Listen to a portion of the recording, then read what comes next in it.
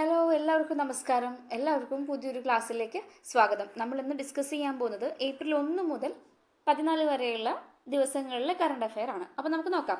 Okay, 2023 സാഹിത്യത്തിനുള്ള സരസ്വതി സമ്മാൻ കവി പ്രഭാവർമ്മയ്ക്ക് ലഭിച്ചു. എന്താ പുരസ്കാരം? 2023 സാഹിത്യത്തിനുള്ള സരസ്വതി സമ്മാൻ കവി പ്രഭാവർമ്മയ്ക്ക് ലഭിച്ചു. രൗദ്ര സാത്വികം എന്ന കാവ്യഗായികയ്ക്കാണ് പുരസ്കാരം. എന്താ പേര്? രൗദ്ര സാത്വികം. 15 ലക്ഷം രൂപയും പ്രശസ്തി പത്രവും ഫലകവും അടങ്ങുന്നതാണ് പുരസ്കാരം. ഓർത്തു വെച്ചേക്കാം. 2023 സാഹിത്യത്തിനുള്ള സരസ്വതി സമ്മാൻ 2023 ആണ്. 2023 സരസ്വതി സമ്മാനം ആർക്കാണ്?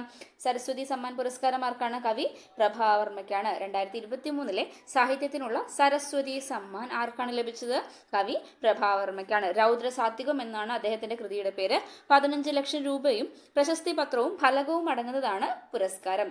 ഓർത്തു വയ്ക്കുക, വളരെ ഇമ്പോർട്ടൻ്റ് ആയിട്ടുള്ള ഒരു കറണ്ട് അഫെയർ ആണ്. അടുത്തത് സ്പോർട്സ് ഇവന്റുമായിട്ട് ബന്ധപ്പെട്ടിട്ടുള്ള ഒരു കറണ്ട് അഫെയർ ആണ്. ഇന്ത്യ വനിതാ പ്രീമിയർ ലീഗ് ക്രിക്കറ്റ് 2ാം സീസണിലെ കിരീടം ബാംഗ്ലൂർ റോയൽ ചലഞ്ചേഴ്സിന് ലഭിച്ചു. ഇന്ത്യൻ വനിതാ പ്രീമിയർ ലീഗ് ക്രിക്കറ്റിലെ 2ാം സീസണിലെ കിരീടം ബാംഗ്ലൂർ റോയൽ ചലഞ്ചേഴ്സിന് ലഭിച്ചു. ഫൈനലിൽ അവർ ഡൽഹി ക്യാപിറ്റൽസിനെയാണ് പരാജയപ്പെടുത്തിയത്. അപ്പോൾ മുംബൈ ഇന്ത്യൻസ് ആണ് ആദ്യമായിട്ടുള്ള കിരീടം നേടിയിട്ടുണ്ടായിരുന്നത്. ഇപ്പോൾ ഇന്ത്യൻ വനിതാ പ്രീമിയർ ലീഗ് ക്രിക്കറ്റ് 2ാം സീസണിലെ കിരീടം ബാംഗ്ലൂർ റോയൽ ചലഞ്ചേഴ്സിനാണ് ലഭിച്ചിട്ടുള്ളത്. അതും ഒന്ന് ഓർത്തു വെച്ചേക്കാം. 2023 മാതൃഭൂമി സാഹിത്യ പുരസ്കാരം എഴുത്തുകാരൻ സക്കറിയയ്ക്ക് ലഭിച്ചു. ഇതും വളരെ ഇമ്പോർട്ടൻ്റ് ആയിട്ടുള്ള ഒരു കറണ്ട് അഫെയർ ആണ്. 2023 മാതൃഭൂമി സാഹിത്യ പുരസ്കാരമാണെന്ന് പ്രത്യേകം ഓർക്കുക. 2023 മാതൃഭൂമി സാഹിത്യ പുരസ്കാരം എഴുത്തുകാരൻ സക്കറിയയ്ക്ക് ലഭിച്ചു. സക്കറിയയ്ക്കാണ് ലഭിച്ചത്. 3 ലക്ഷം രൂപയും പ്രശസ്തി പത്രവും ശില്പവും അടങ്ങുന്നതാണ് പുരസ്കാരം. 3 ലക്ഷം രൂപയായിരുന്നു. സരസ്വതി സമ്മാൻ എത്രയായിരുന്നു? 15 ലക്ഷം രൂപയാണ് സരസ്വതി സമ്മാൻ എന്നുള്ളതും ഓർത്തു വയ്ക്കുക. ഇനി കേരള സ്റ്റേറ്റ് ലൈബ്രറി കൗൺസിൽ ഏർപ്പെടുത്തിയിട്ടുള്ള IV ദാസ് പുരസ്കാരത്തിന് M മുകുന്ദൻ അർഹനായി. കേരള സ്റ്റേറ്റ് ലൈബ്രറി കൗൺസിൽ ഏർപ്പെടുത്തിയിട്ടുള്ള IV ദാസ് പുരസ്കാരത്തിന് M മുകുന്ദനും PN പണിക്കർ പുരസ്കാരത്തിന് ഇയ്യങ്കോട് ശ്രീധരനും അർഹരായിട്ടുണ്ട്. എന്തൊക്കെയാണ്? കേരള സ്റ്റേറ്റ് ലൈബ്രറി കൗൺസിൽ ഏർപ്പെടുത്തിയിട്ടുള്ള IV ദാസ് പുരസ്കാരത്തിന് M മുകുന്ദനും PN പണിക്കർ പുരസ്കാരത്തിന് ഇയ്യങ്കോട് ശ്രീധരനും അർഹരായിട്ടുണ്ട്. രണ്ടു പേരും ഒന്ന് ഓർത്തു വച്ചേക്കാം. അടുത്തത് ഒരു പുസ്തകമാണ്, ഒരു ആത്മകഥയാണ്. ഫ്രാൻസിസ് മാർപ്പാപ്പയുടെ ആത്മകഥയാണ് my life story through history. എന്താണ്? ഫ്രാൻസിസ് മാർപ്പാപ്പയുടെ ആത്മകഥയാണ് life my story through history. Life my story through history. ആ പുസ്തകം ഒന്ന് ഓർത്ത് വെച്ചേക്കണേ. ഫ്രാൻസിസ് മാർപ്പാപ്പയുടെ ആത്മകഥയാണ് life my story through history. അടുത്തത് ഒരു പുരസ്കാരമാണ്, അല്ലെങ്കിൽ ഒരു ഒളിമ്പിക്സിൻ്റെ ഒരു വാർത്തയാണ്. ലോകത്തെ ഏറ്റവും പഴക്കമുള്ളതും വൈവിധ്യമാർന്നതുമായ അന്താരാഷ്ട്ര പാചക കലാ മത്സരമായ പാചക ഒളിമ്പിക്സ് 2024 ഒരു സ്വർണവും 2 വെള്ളിയും നേടി മലയാളി ഷെഫ് ശ്രേയ അനീഷ്. എന്താ പറഞ്ഞത്? ലോകത്തിലെ ഏറ്റവും പഴക്കമുള്ളതും വൈവിധ്യമാർന്നതുമായ അന്താരാഷ്ട്ര പാചക കലാ മത്സരമായ പാചക ഒളിമ്പിക്സ് 2024 ഒരു സ്വർണവും 2 വെള്ളിയും നേടി മലയാളി ഷെഫ് ശ്രേയ അനീഷ്. അടുത്തത് വളരെ ഇമ്പോർട്ടൻ്റ് ആയിട്ടുള്ളതും ഇൻട്രസ്റ്റിംഗ് ആയിട്ടുള്ള ഒരു ഫാക്റ്റാണ്. ഭൂമിയിലെ ഏറ്റവും വിദൂര സ്ഥലമായ പോയിന്റ് നീമോയിൽ എത്തിച്ചേരുന്ന ആദ്യ സഞ്ചാരിയായി ബ്രിട്ടീഷ് സഞ്ചാരിയും വ്യവസായിയുമായിട്ടുള്ള ക്രിസ് ബ്രൗൺ. എന്താ പറഞ്ഞത്? ഭൂമിയിലെ ഏറ്റവും വിദൂര സ്ഥലമായിട്ടുള്ള പോയിന്റ് നീമോയിൽ എത്തുന്ന ആദ്യ സഞ്ചാരിയായി ബ്രിട്ടീഷ് സഞ്ചാരിയും വ്യവസായിയുമായിട്ടുള്ള ക്രിസ് ബ്രൗൺ. ആരാണ്? Chris brown. ആ പേരൊന്ന് പ്രത്യേകം ഓർത്ത് വെച്ചേക്കാം. അടുത്തത് ഹിന്ദുസ്ഥാൻ എയറോനോട്ടിക്സ് ലിമിറ്റഡ് തദ്ദേശീയമായി നിർമ്മിച്ച യുദ്ധവിമാനം തേജസ് മാർക്ക് 1A തേജസ് മാർക്ക് 1A വിജയകരമായി പരീക്ഷണ പറക്കൽ വിജയകരമായി പൂർത്തിയാക്കി. ആര്? ഹിന്ദുസ്ഥാൻ എയറോനോട്ടിക്സ് ലിമിറ്റഡ് തദ്ദേശീയമായി നിർമ്മിച്ചിട്ടുള്ള യുദ്ധവിമാനമാണ്. പേര് തേജസ് മാർക്ക് 1A. ആദ്യമായിട്ട് ഉണ്ടാക്കുന്നതുകൊണ്ട് തന്നെ 1A എന്ന് മനസ്സിലാക്കുക. കുറ്റകൃത്യങ്ങൾക്ക് ശേഷം രാജ്യം വിടുന്നവരെ കണ്ടെത്താൻ കേന്ദ്ര സർക്കാർ നടപ്പാക്കുന്ന സംവിധാനമാണ് national automated finger printing identification system. എന്താണ്? National automated finger print identification system. National automated finger print identification system. അതൊന്ന് ഓർത്തു വെച്ചേക്കാം. അടുത്തത്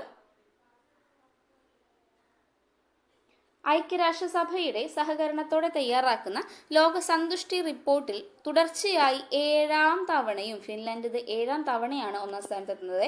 7ാം തവണയും ഫിൻലാൻഡ് ഒന്നാമത് എത്തി. ഐക്യരാഷ്ട്രസഭയുടെ സഹകരണത്തോടെ തയ്യാറാക്കുന്ന ലോക സന്തുഷ്ടി റിപ്പോർട്ട് തുടർച്ചയായി 7ാം തവണയും ഫിൻലാൻഡ് ഒന്നാമതെത്തി. 143 രാജ്യങ്ങളാണ് സർവേയിൽ പങ്കെടുത്തിട്ടുണ്ടായിരുന്നത്. ഇന്ത്യയുടെ സ്ഥാനം 126 1, 2, 6 ഇന്ത്യയുടെ സ്ഥാനം. തുടർച്ചയായി 7ാം തവണയും ആരാണ് ഫസ്റ്റ് വന്നത്? ഫിൻലാൻഡാണ് ഫസ്റ്റ് വന്നിട്ടുള്ളത്. അന്താരാഷ്ട്ര നാണയനിധിയുടെ കണക്ക് പ്രകാരം ലോകത്തെ അതിദരിദ്ര രാജ്യം ഏതാണ്? ദക്ഷിണ സുഡാനാണ്. സൗത്ത് സുഡാനാണ്. അന്താരാഷ്ട്ര നാണയനിധിയുടെ കണക്ക് പ്രകാരം ലോകത്തെ അതിദരിദ്ര രാജ്യം ഏതാണ്? South Sudan. മലയാളത്തിൽ ആദ്യമായി 200 കോടി വരെ തിയേറ്റർ വരുമാനം നേടുന്ന സിനിമ എന്ന ബഹുമതി ഏത് സിനിമയ്ക്കാണ്? മഞ്ഞുമൽ ബോയ്സിന് ലഭിച്ചു. മുംബൈ സെൻട്രൽ റെയിൽവേ സ്റ്റേഷന്റെ പേര് നാനാ ജഗന്നാഥ് ശങ്കർ സേത് സ്റ്റേഷൻ എന്ന് പുനർനാമകരണം ചെയ്യപ്പെട്ടിട്ടുണ്ട്. മുംബൈ സെൻട്രൽ റെയിൽവേ സ്റ്റേഷന്റെ പേര് നാനാ ജഗന്നാഥ് ശങ്കർ സേത് സ്റ്റേഷൻ എന്ന് പുനർനാമം ചെയ്തിട്ടുണ്ട്. റഷ്യയിലെ പുതിയ ഇന്ത്യൻ അംബാസിഡറായി വിനയ് കുമാർ നിയമിതനായി. ആരാണ് റഷ്യയിലെ പുതിയ ഇന്ത്യൻ അംബാസിഡറായി വിനയ് കുമാർ നിയമിതനായി? യുദ്ധമൊക്കെ ആയിരുന്നില്ലേ, അപ്പോൾ കുറച്ച് വിനയൊക്കെ വേണമെന്ന് ഓർത്തു വെച്ചാൽ മതി. റഷ്യയിലെ പുതിയ ഇന്ത്യൻ അംബാസിഡർ ആരാണ്? വിനയ് കുമാർ നിയമിതനായിട്ടുണ്ട്. ദേശീയ അന്വേഷണ ഏജൻസിയുടെ ഡയറക്ടർ ജനറലായി മഹാരാഷ്ട്ര ഭീകരവിരുദ്ധ സ്ക്വാഡ് തലവൻ സദാനന്ദ് വസന്ത് ദത്തയും special protection group additional director ജനറലായി Kerala cadre IPS officer Suresh Raj പുരോഹിതിനെയും നിയമിച്ചു. അന്താരാഷ്ട്ര ഹോക്കി ഫെഡറേഷൻ അത്ലറ്റിക് കമ്മിറ്റി അംഗമായി Indian hockey goal keeper PR ശ്രീജേഷിനെ തിരഞ്ഞെടുത്തു. ഇതൊരു ഇമ്പോർട്ടൻറ്റ് ഫാക്റ്റാണ്, നോക്കണേ. അന്താരാഷ്ട്ര ഹോക്കി ഫെഡറേഷൻ അത്ലറ്റിക് കമ്മിറ്റി അംഗമായിട്ട് Indian hockey goal keeper PR ശ്രീജേഷിനെ തിരഞ്ഞെടുക്കപ്പെട്ടിട്ടുണ്ട്. മികച്ച ഇന്ത്യൻ ഗോൾ കീപ്പർക്കുള്ള പുരസ്കാരവും ശ്രീജേഷിന് ലഭിച്ചിട്ടുണ്ട്. അടുത്തത് ആകാശവാണിയുടെ തിരുവനന്തപുരം നിലയം 75ാം വയസ്സിലേക്ക് കടന്നു. ആകാശവാണിയുടെ തിരുവനന്തപുരം നിലയം 75ാം വയസ്സിലേക്ക് 1950 ഏപ്രിൽ 1 ഇത് പ്രവർത്തനം ആരംഭിച്ചത്. 1950 പ്രത്യേകം ഓർത്തു വയ്ക്കാം. വ്യാഴത്തിന്റെ ഉപഗ്രഹമായിട്ടുള്ള യൂറോപ്പ ലക്ഷ്യമാക്കി നാസ വിക്ഷേപിക്കുന്ന പേടകമാണ് യൂറോപ്പ ക്ലിപ്പർ. എന്നാണ് യൂറോപ്പ ക്ലിപ്പർ? ആരെ വിക്ഷേപിക്കുന്നത്? നാസയാണ് വിക്ഷേപിക്കുന്നത്. എന്താ വിക്ഷേപിക്കുന്നത്? വ്യാഴത്തിന്റെ ഉപഗ്രഹമായിട്ടുള്ള യൂറോപ്പ ലക്ഷ്യമാക്കി നാസ വിക്ഷേപിക്കുന്ന പേടകമാണ് യൂറോപ്പ ക്ലിപ്പർ. അടുത്തത് കുറച്ച് വിയോഗങ്ങളാണ് പറയുന്നത്. നാവികസേന മുൻ മേധാവിയും പ്രമുഖ മനുഷ്യാവകാശ പ്രവർത്തകനുമായിട്ടുള്ള അഡ്മിറൽ ലക്ഷ്മി നാരായണൻ രാംദാസ് അന്തരിച്ചു. കേരള സംഗീത നാടക അക്കാദമി മുൻ സെക്രട്ടറിയും വാഗ്മിയും എഴുത്തുകാരനുമായിട്ടുള്ള N രാധാകൃഷ്ണൻ നായർ അന്തരിക്കുകയുണ്ടായി. കഥാകൃത്തും നോവലിസ്റ്റും കേന്ദ്ര സാഹിത്യ അക്കാദമി പുരസ്കാര ജേതാവുമായിട്ടുള്ള TN പ്രകാശ് അന്തരിച്ചു.